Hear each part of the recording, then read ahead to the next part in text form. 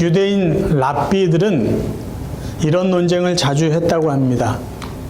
하나님의 율법 중에 어느 것이 크고 무거운지, 그리고 어느 것은 좀 가볍고 덜 중요한지, 그런 논쟁들을 자주 했다고 합니다. 왜 그랬을까요? 유대인들에게는요, 지켜야 될 율법이 너무 많이 있었기 때문입니다. 그래서 그걸 다 지키자니 부담이 되니까 그 중에 가능한 중요하다고 생각하는 것을 더 잘 지키려고 했던 마음 때문입니다. 모세율법 10계명 이거 외에 유대인들에게는 613개의 또 다른 규정들이 있었습니다. 그 중에 248개는 해야 되는, 적극적으로 해야 되는 규정들이었고, 365개는 하지 말아야 될 금지 조항이었다고 합니다. 너무나 많은 수백 개, 수천 개의 율법들을 예수님은 오늘 우리가 읽은 본문을 보면은 단 2개의 계명으로 정리를 해주셨어요. 아니, 예수님은 어떻게 그 많은 율법을 단 2개로 정리하고 요약해 주실 수 있었을까요? 그 중요한 이유 중에 하나는 예수님은 직접 율법을 정하시고 만드신 분이기 때문에 그 많은 율법을 하나로 2개로 얼마든지 요약할 수 있는 분이다라는 것이죠. 우리가 알듯이 예수님이 말씀하신 하나님 사랑과 이웃 사랑은요, 예수님이 새롭게 사람들에게 명령하신 계명이 아닙니다. 이스라엘 모든 백성, 유대인들은요, 거의 다 이것들을 알고 있고 외우고 있었어요. 그러니까 지금 예수님이 말씀하신 이 계명은 익히 알고 있는 계명을 다시 한번 강조해 준 것입니다.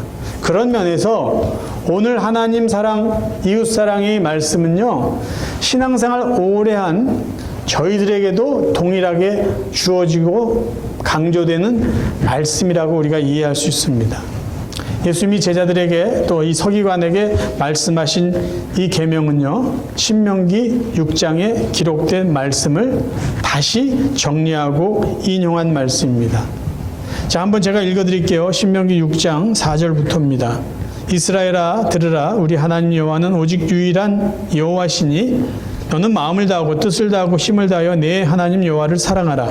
오늘 내가 네게 명하는 이 말씀을 너는 마음에 새기고 내 자녀에게 부지런히 가르치며 집에 앉았을 때든지 길에 갈 때든지 누워있을 때든지 일어날 때든지 이 말씀을 강론할 것이며 너는 또 그것을 내 손목에 메어 기호를 삼고 내 미간에 붙여 표를 삼고 또 내 집 문설주와 바깥문에 기록할지니라.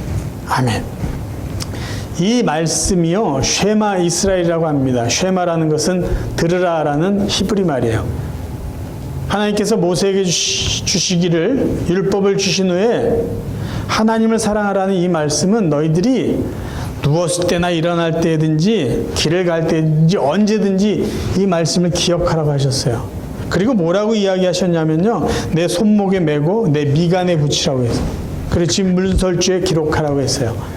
그래서 이스라엘 백성은요, 이 말씀 있죠? 하나님 마음을 다하고 목숨을 다하고 뜻을 다하고 힘을 다해 하나님을 사랑하라는 말씀을요, 집 문설주에다 적어놨고요. 그 다음에 율법에 명령한 대로 손목에 매달고 이마에 붙이기 위해서 그 양피지, 얇은 양피지에다가 이 말씀을 적습니다. 적어가지고 조그마한 상자에다 그걸 집어넣어요. 또.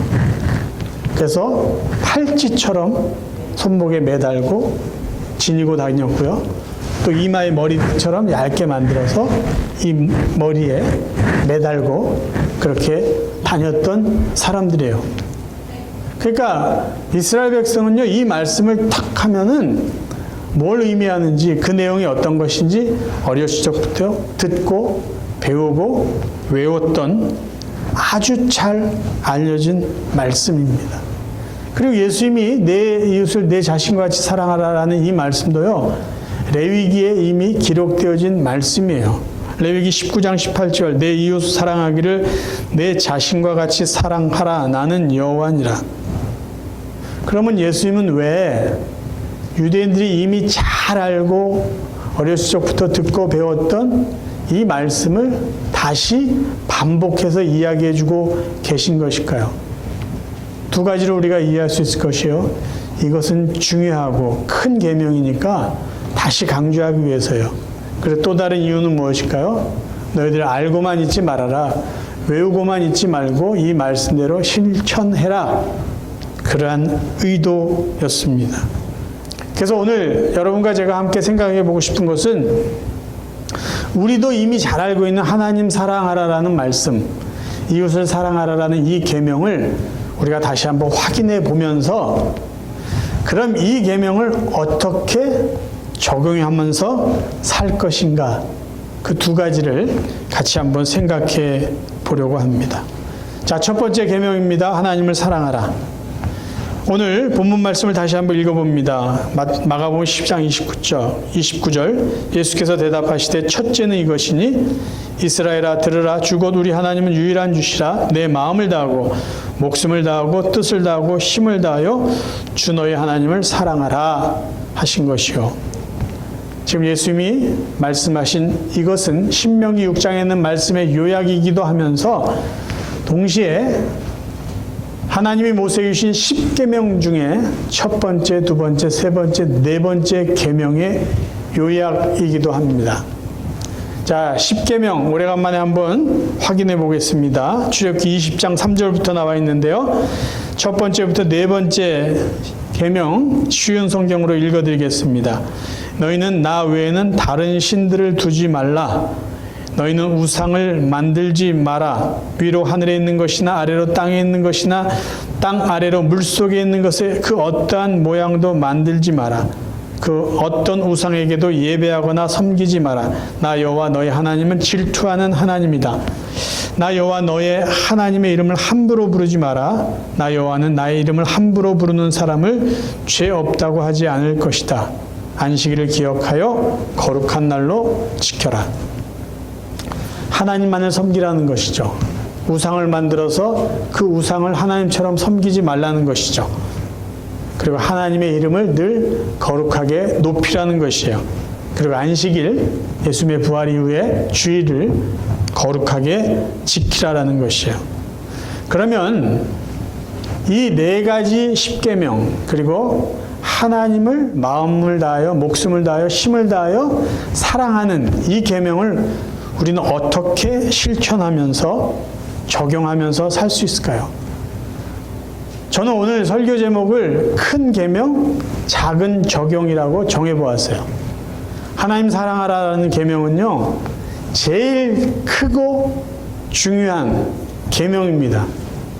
이 큰 계명을 우리는 작은 모습으로 작은 적용을 하면서 실천하기를 원하는 것이에요.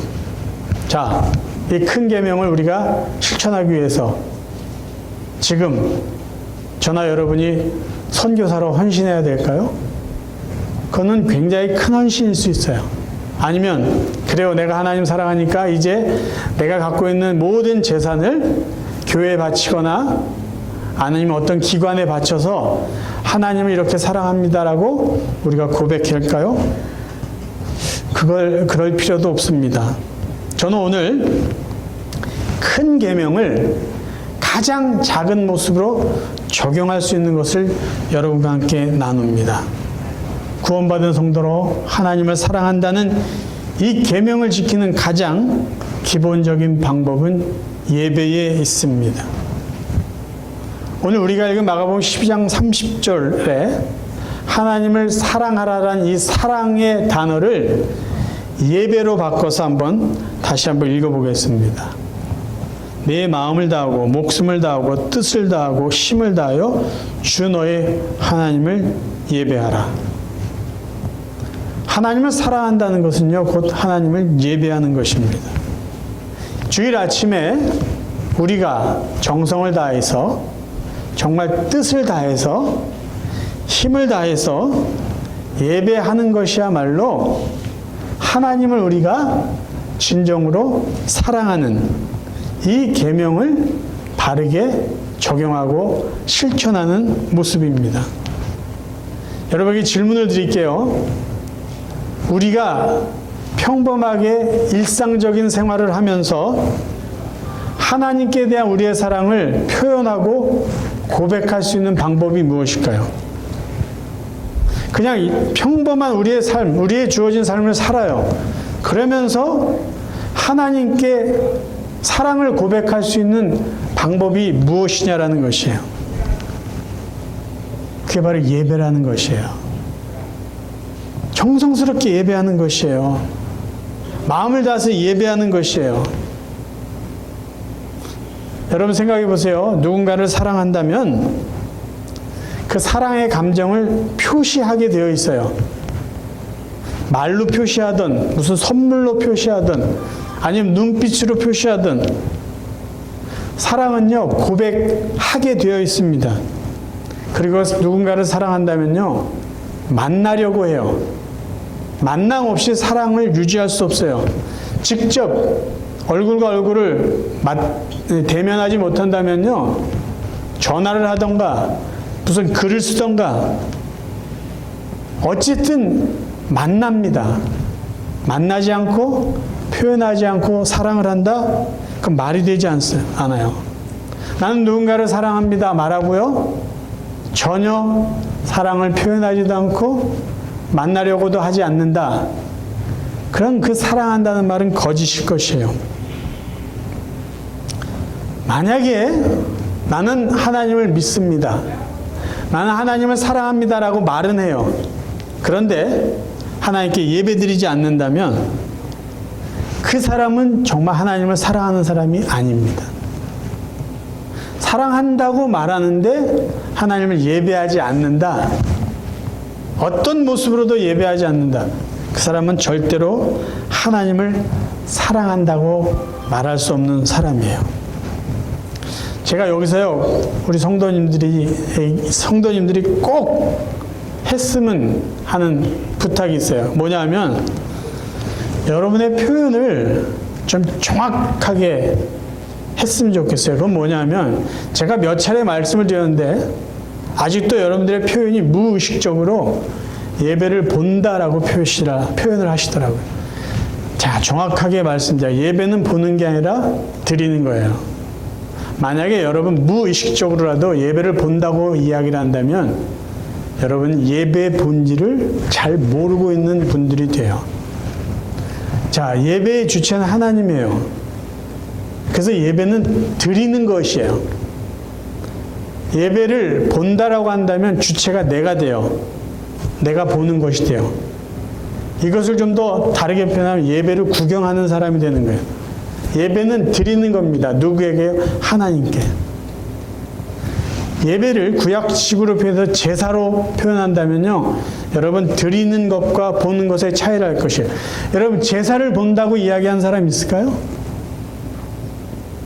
제물을 하나님 앞에 드리는 제사는 대상이 분명하기 때문에 제사를 본다고 얘기하지 않아요. 근데 우리는 자꾸 무의식적으로 예배를 본다라고 이야기를 해요. 그건 잘못됐다라는 거죠. 예배는 하나님 앞에 드리는 거예요. 우리의 마음을, 우리의 믿음을, 우리의 정성을.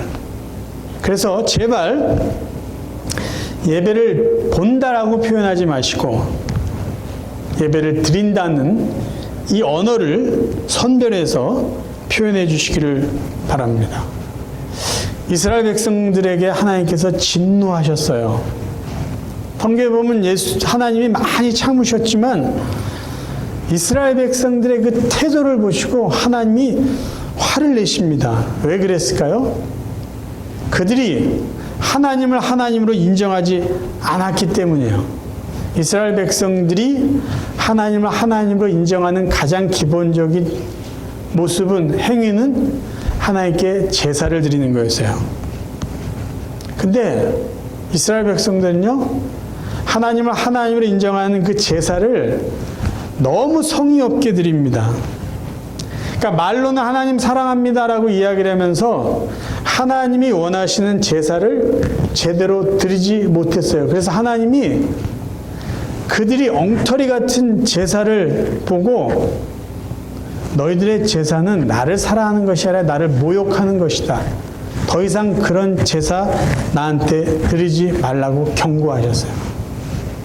성경에 여러 구절들이 나오는데 가장 적나라한 표현들이 말라기에 있기에 제가 말라기 1장을 인용해서 여러분들에게 읽어드립니다. 현대어 성경이에요. 여러분 이 말씀을 들으면 좀 기가 찰지도 모릅니다. 한번 들어보세요. 말라기 1장 7절. 너희는 더러운 제물들을 내 제단에 바칠 때마다 나를 모욕하고 있다. 그러면서도 너희는 더러운 제물들이라뇨. 우리가 언제 그런 일을 한 적이 있습니까? 하고 반문한다. 너희는 눈이 먼 짐승을 내게 바칠 희생 제물로 끌고 오면서도 그런 곳에 쓰기에는 아직도 성한 짐승이라고 생각한다. 심지어 절뚝거리거나 병든 짐승을 내게 바칠 희생 제물로 끌고 오면서도 너희는 그런 짐승 때문에 하나님이 손해볼 것은 하나도 없다고 생각한다. 그런 선물을 너희 총독에게 한번 주어 보아라. 너희도 그런 선물을 가지고서는 총독의 환심을 살 수 있다고 믿지 않는다. 더군다나 너희들은 주님을 섬기기가 너무 어렵고 해달라는 대로 해드리기가 정말 지겹다 하고 투덜거리기도 잘한다. 온 세상의 주인이신 하나님께서 말씀하셨다. 너희가 생각해 보아라. 온 세상의 주인이신 여호와께 절뚝거리고 병든 짐승들만 바치는 것이 아니라 훔쳐온 짐승들까지 희생 제물이라고 바친다. 이것이 너희가 할 짓들이냐? 내가 그런 것들을 바꿔서 좋아해야 옳겠느냐? 여호와께서 물으셨다. 하나님은요, 정성이 담긴 제사, 정성이 담긴 예배를 받기를 원하세요. 왜요? 그런 제사와 그런 예배가 하나님을 존중하고 하나님을 사랑한다라는 바른 표현이기 때문입니다. 여러분에게 또 질문 하나 제가 더 드려볼게요. 주일에 교회에 나와서요, 하나님을 예배드리는 것보다 하나님을 사랑합니다라는 표현을 더 잘할 수 있는 것이 있을까요? 그러니까 내가 하나님 앞에 예배드리는 그 시간보다도 더 하나님, 제가 하나님 사랑해요라고 고백하거나 표현을 잘할 수 있는 다른 무언가 있냐라는 것이에요. 만약에 예배드리는 것보다 하나님을 사랑합니다라고 더 잘 표현할 수 있는 것이 있다면 우리는 그것을 해야 될 것이에요. 그런데 예배드리는 것보다 우리의 사랑을 하나님 앞에 고백하는 것이 더 좋은 게 없다면 우린 예배를 바르게 드려야 될 것이에요. 그래서 우리는 이 예배를 통해서 하나님을 사랑하라는 큰 계명을 지켜나갈 수 있게 되는 것입니다. 큰 거 아니잖아요. 일상생활을 하면서도 얼마든지 할 수 있는 작은 적용입니다.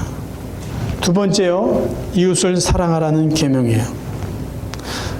본문에서 이렇게 말해요. 둘째는 이것이니 내 이웃을 내 자신과 같이 사랑하라 하신 것이라. 이보다 더 큰 계명이 없느니라.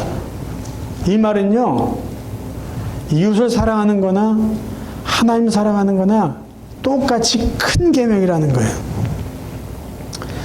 이 이웃사랑이라는 계명이 아까 살펴봤듯이 레위기에 기록된 말씀이면서 사실은 이웃사랑이라는 이 말씀은요, 10계명의 5번째부터 10번째 계명을 요약한 것이라고 말할 수 있어요. 자, 10계명 5번째부터 10번째 계명 우리가 다시 한번 확인해 보겠습니다. 쉬운 성경으로 읽어드릴게요. 출애굽기 20장 12절. 너희 아버지와 어머니를 잘 섬겨라. 그러면 나 여호와 하나님이 너희에게 준 이 땅에서 너희를 오래 살게 할 것이다. 사람을 죽이지 마라. 간음하지 마라. 도적질하지 마라. 이웃에 대하여 거짓 증언을 하지 마라. 이웃집을 탐내지 마라. 이웃의 아내나 남종이나 여종이나 소나 나귀나 그 밖에 이웃의 어떠한 것도 탐내지 마라. 이웃의 첫 번째 대상이 부모님이에요. 부모님 잘 모시라는 거예요. 사람 죽이지 말고, 간음하지 말고, 도적질하지 말고, 이웃에게 거짓말하지 말고, 이웃에 있는 것을 탐내지 말라는 거예요. 탐내지 말아라. 이 이웃사랑이라는 계명은요, 사람과의 관계에서 할 일은 하고 하지 말 것은 하지 말라는 겁니다. 그게 이웃사랑의 개념이에요. 그리고 성경에서는요, 이웃사랑의 구체적인 모습을 도움이 필요한 사람을 도와주어라 라고 설명해 주고 있습니다. 그 대표적인 구절이 신명기 24장에 나와 있어요. 저는 이 신명기 24장에 이웃을 돕는 이 방법을 참 좋아합니다. 왜냐하면요, 돕는 사람은 표시나지 않게 하고 도움을 받는 사람은 자존심 상하지 않게 돕는 것이기 때문이에요. 읽어드리겠습니다. 신명기 24장 19절부터요. 네가 밭에서 곡식을 벨 때에 그 한 뭇을 밭에 잊어버렸거든 다시 가서 가져오지 말고 나그네와 고아와 과부를 위하여 남겨두라. 그리하면 내 하나님 여호와께서 네 손으로 하는 모든 일에 복을 내리시리라. 네가 네 감람나무를 떤 후에 그 가지를 다시 살피지 말고 그 남은 것은 객과 고아와 과부를 위하여 남겨두며 네가 네 포도원의 포도를 딴 후에 그 남은 것을 다시 따지 말고 객과 고아와 과부를 위하여 남겨두라. 서로에게 부담이 없는 이웃 사랑이에요. 그리고 특별히 이 신명기 21장 12절에는요. 세 번째 11조에 대한 이야기를 합니다. 셋째 해 곧 11조를 드리는 해에 내 모든 소산의 11조 내기를 마친 후에 그것을 레위인과 객과 고아와 과부에게 주어 내 성읍 안에서 먹고 배부르게 하라.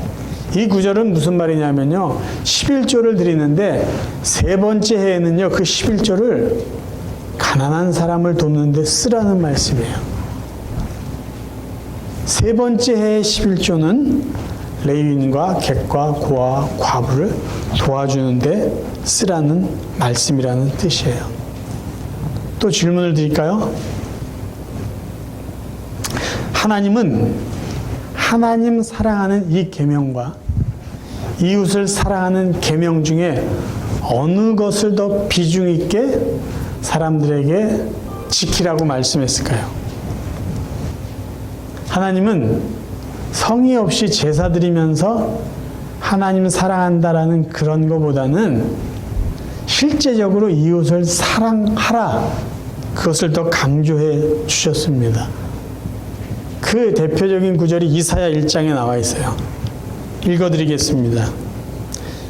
여호와께서 말씀하시되 너희의 무수한 재물이 내게 무엇이 유익하뇨? 나는 숫양의 번제와 살찐 짐승의 기름에 배불렀고 나는 숫송아지나 어린 양이나 숫염소의 피를 기뻐하지 아니하노라. 헛된 재물을 다시 가져오지 말라. 분향은 내가 가증히 여기는 바요 월삭과 안식일과 대회로 모이는 것도 그러하니 성회와 아울러 악을 행하는 것을 내가 견디지 못하겠노라.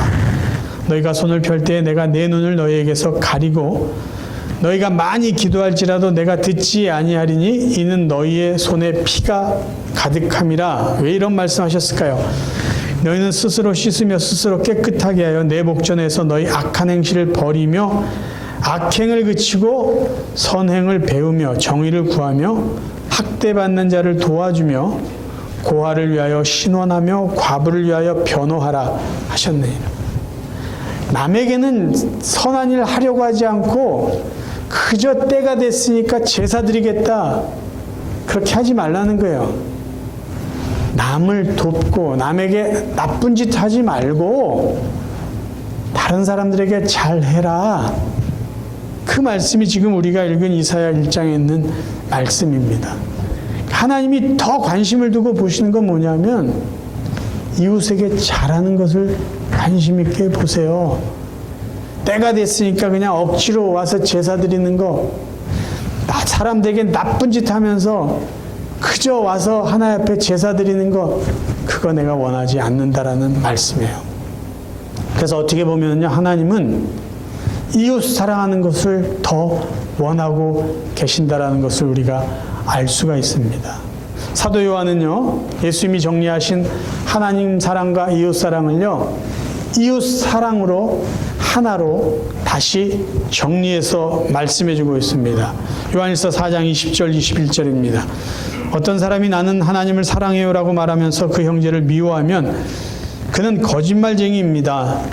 이는 눈에 보이는 자기의 형제도 사랑하지 못하면서 보이지 않는 하나님을 사랑할 수는 없기 때문입니다. 그러므로 하나님께서는 누구든지 하나님을 사랑하는 사람은 자기 형제들도 사랑해야 한다고 우리에게 명령하셨습니다. 자, 우리가 하나님을 사랑하라는 이 계명을 실천하는 방법은 우리의 이웃을 사랑하는 것입니다. 만약에 저희들이요, 이웃을 미워하면서 이웃에게 나쁜 일을 하면서 예배당에 와서 저는 하나님을 이렇게 사랑합니다라고 말하는 것은 거짓말이라는 것이에요. 어려워하는 이웃을 도와주지 않으면서 하나님 앞에 예배 드리는 것, 그 예배 하나님이 기쁘게 받으시지 않는다라는 것이에요. 결론은 무엇일까요? 하나님 사랑은요, 이웃을 사랑하는 것이에요. 이웃을 사랑하는 것으로 우리는 하나님 사랑한다는 것을 증명할 수 있다는 것이에요. 자, 성경은 이렇게 말하고 있어요. 선한 일인 줄 알면서 행하지 않는 것 죄라는 것이죠. 쉬운 말 성경으로 야고보 4장 17절 읽습니다. 그러므로 누구든지 마땅히 해야 할 선한 일이 무엇인지 알면서도 그 선한 일을 행하지 않으면 그 사람은 죄를 짓고 있는 것입니다. 그럼 우리가 역으로 생각할 수 있어요. 가장 큰 계명을 지키지 않으면 가장 큰 죄를 범하는 것이 될 수도 있어요. 그렇죠? 하나님 사랑처럼 큰 계명, 이웃 사랑하는 것 같이 큰 계명 우리가 지키지 않아요. 그걸 다 알고 있으면서 지키지 않아요. 그러면 우리는 가장 큰 죄를 범할 수 있습니다. 그런데 반대로 가장 큰 계명을 잘 지키면 우리는 큰 죄도 범하지 않고 하나님 말씀대로 살 수 있어요. 이웃을 사랑하면 하나님도 사랑하는 것이니까 이웃 사랑하는 것만 잘하면 우리는 두 가지 계명을 함께 지킬 수 있습니다. 자, 이제 말씀을 정리합니다. 이웃 사랑하는 큰 계명을 어떻게 적용하며 살 수 있을까요? 우리가 할 수 있는 이웃 사랑하는 일을 계속해야 돼요. 도울 사람들을 돕는 것, 원수까지도 그들을 위해서 기도해 주는 것, 우리가 계속해야 돼요. 그런데 저는 오늘 큰 이웃사랑이라는 계명을 아주 작은 모습으로 적용할 수 있는 실제적인 적용거리를 여러분과 나누기 원합니다. 그것은 뭐냐면요, 우리가 외식하러 식당에 가서 식사한 후에 팁을 통해서 이웃사랑을 적용하자라는 것이에요. 미국에 처음 오니까 팁을 내야 되더라고요. 그래서 저는 처음에는요, 어떻게 하면 이 팁을 적게 줄까 막 생각을 했어요. 몇 퍼센트 막 계산해가지고 최소한의 팁을 주려고 생각을 했어요. 근데 지내고 보니까 그게 그렇게 좋은 모습은 아니다라는 것을 알았어요. 그리고 오늘 이 말씀을 준비하면서 내 이웃을 내 자신과 같이 사랑하는 가장 작은 적용거리는 음식을 먹은 후에 팁을 주는 것으로 얼마든지 실천할 수 있다는 것을 깨달았어요. 어떻게 하느냐? 식당에 가서 식사한 후에 팁을 얼만큼 주는 게 좋을까요? 내가 먹은 음식값만큼 팁을 주면 그 상대방에게 내 자신처럼 그를 사랑하는 것이 됩니다. 물론 혼자 가서 내가 먹는 음식값만큼 주는 게 좀 부담스러울 있어요. 그러면 내가 지금 서빙하는 사람의 입장에서 어느 정도의 팁을 받았으면 좋을까 생각해서 그 사람에게 팁을 주면 그 상대방을 내 자신처럼 우리는 사랑하는 것이 될 것이에요. 식당에서 서빙하는 분들의 이야기를 제가 들었을 때 이런 마음 아픈 소리들을 하더라고요. 교회 다니는 사람인지를 다 안대요. 여러분들이 와서 기도하면서 식사를 한답니다. 근데 대부분 그런 분들이 식사를 마치고 팁을 두고 가는 거 보면요, 굉장히 인색하다라는 말씀들을 합니다. 우리가요, 식당에 가서 기도하고 예수 믿는 사람의 모습을 보여주면서 식사한 후에 내가 먹은 식사 값만큼 우리가 팁을 주고 온다면, 내가 받기 원하는 어떤 팁만큼 그분들에게 팁을 주고 온다면 내 자신과 같이 그분들을 사랑하고 섬기는 작은 실천이 될 수 있을 것입니다. 사랑하는 성도 여러분, 하나님을 사랑하라는 것은 큰 계명이에요. 제일 중요한 계명이에요. 우리가 어떻게 그 계명을 지킬 수 있을까요? 일상생활을 하면서 평범한 삶을 살면서 어떻게 이 큰 계명을 지킬 수 있을까요? 마음을 다해서, 정성을 다해서 하나님을 예배하는 것이에요. 우리는 크게 실천하지 않아도 돼요. 정성을 다해서 우리가 할 수 있는 그 예배에 최선을 다하면 하나님 사랑이라는 큰 계명을 우리는 지킬 수 있어요. 이웃을 사랑하라는 것 큰 계명입니다. 하나님 사랑하는 것과 똑같이 중요한 계명이에요. 어떻게 이 계명을 우리가 적용할 수 있을까요? 식당에서 식사할 때 팁 조금만 더 잘 주면은 큰 이웃 사랑을 우리는 실천할 수 있게 되는 것이에요. 이웃 사랑은 곧 하나님 사랑하는 것입니다.